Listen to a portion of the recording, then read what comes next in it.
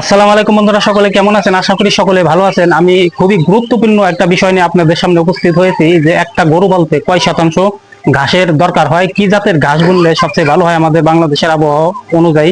প্রত্যেকটা বিষয় নিয়ে আলোচনা করব। পাশাপাশি আমার 5টা বাছুর আছে, এই 5টা বাছুরকে কত শতাংশ ঘাসের জায়গা আবাদ করেছি এইগুলোকে খাওয়ানোর জন্য সকল কিছুই কিন্তু আজকে ডিটেলসে দেখাবো।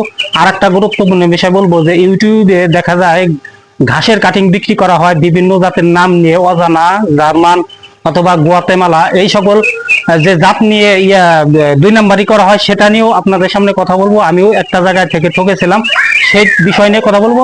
আশা করি ভিডিওটি আপনারা ধৈর্য সহকারে দেখবেন।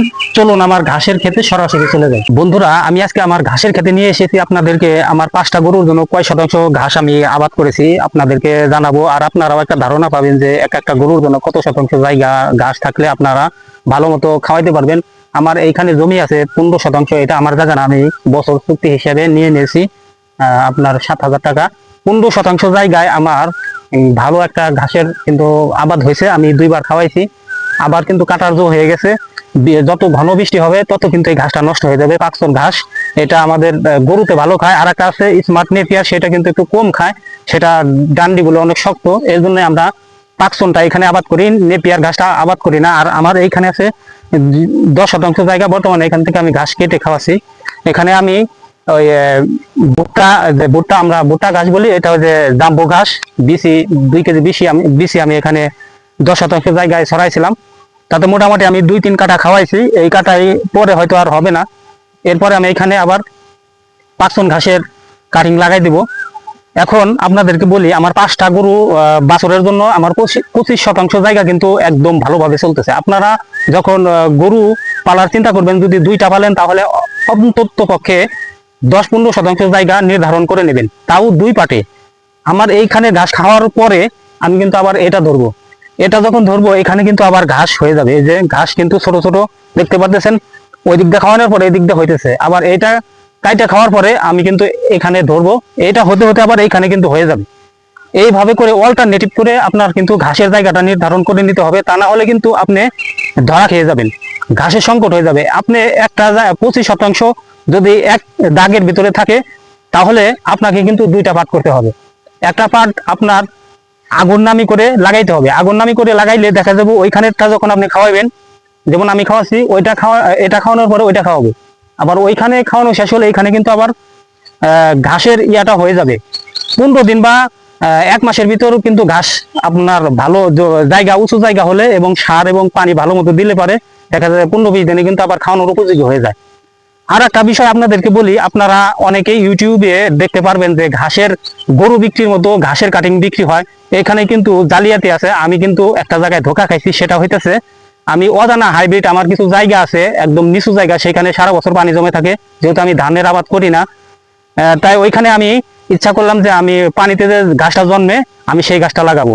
জার্মান হাইব্রিড অনেকে আমাকে বলছিল জার্মান হাইব্রিড লাগানোর জন্য, কিন্তু সেটা ফলনে কম হয় বিধায় আমি অজানা হাইব্রিড মানিকগঞ্জ থেকে, আমাদের মানিকগঞ্জ থেকেই এনে লাগাইছিলাম। লাগানোর পরে সেই ঘাসটা এতটা বাঁচে যা বলার মতো না। আপনারা কেউ কিন্তু এই ঘাসের আবাদ করবে না, সেটা ছাগলেও খায় না, গরুতেও খায় না। ভিতরে ফাঁপা, এর ভিতরে কোনো পুষ্টি বা কোনো কিছুই নাই, পাতাগুলো অত্যন্ত ধার, গরু ওটা মুখেই নিতে চায় না। পরে আমি সেটা বাদ দিয়ে দিয়েছি। আবার দেখা যায় যে গুয়াতেমালা নামক একটা ঘাস আছে, সেও ঘাসটাও কিন্তু খুব একটা ভালো না, ওটার ওটার ফলাফলও কিন্তু অনেক খারাপ। আপনার বিক্রির জন্য তারা মোবাইলে বা ইউটিউবে আপনাকে খুব সুন্দর করে দেখাবে অনেক বড় সুপা নিয়ে ঘাস হয়েছে, সেই ঘাসটা একটু নরম থাকতে খাওয়ানো যায়, শক্ত হলে কিন্তু সেটা খাওয়ানো যায় না, খাওয়ানোর অনুপযোগী হয়ে যায়।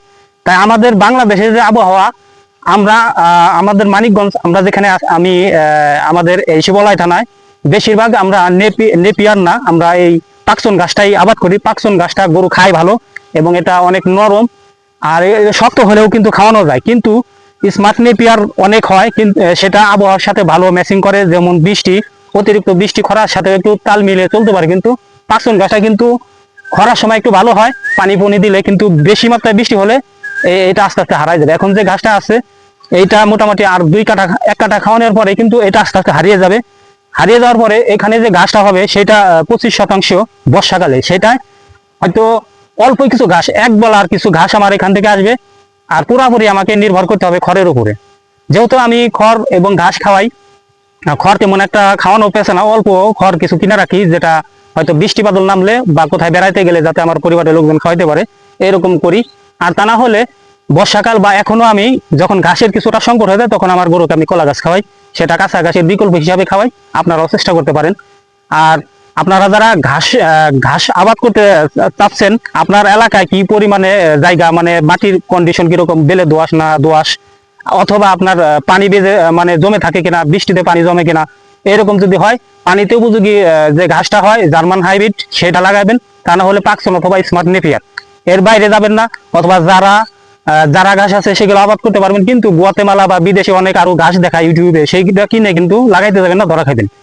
এখন মোটামুটি আপনাদের ক্লিয়ার করে বোঝাইতে পারলাম প্রতিটা গরুর জন্য কতটুকু ঘাসের প্রয়োজন।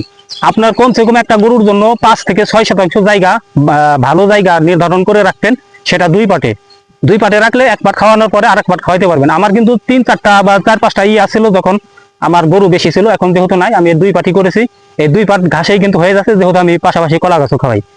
তাই আপনারা যারা নতুন গরু পালতে চাচ্ছেন, কমসে কম 2টা গরু পাললে 15 শতাংশ জায়গা নির্ধারণ করবেন, 3টা পাললে 20 শতাংশ, এরকম করে একটা গরুর জন্য 5 থেকে 7 শতাংশ, কমসে কম 5 শতাংশ জায়গা আপনার লাগবে ঘাসের জায়গা হিসেবে। আর যে কথাগুলো আমি বললাম, অবশ্যই যদি আপনাদের ভালো লেগে থাকে তাহলে আমার ভিডিওতে একটা লাইক দিবেন, চ্যানেলটি সাবস্ক্রাইব করে পাশে থাকবেন। সকলকে ধন্যবাদ। আসসালামু আলাইকুম।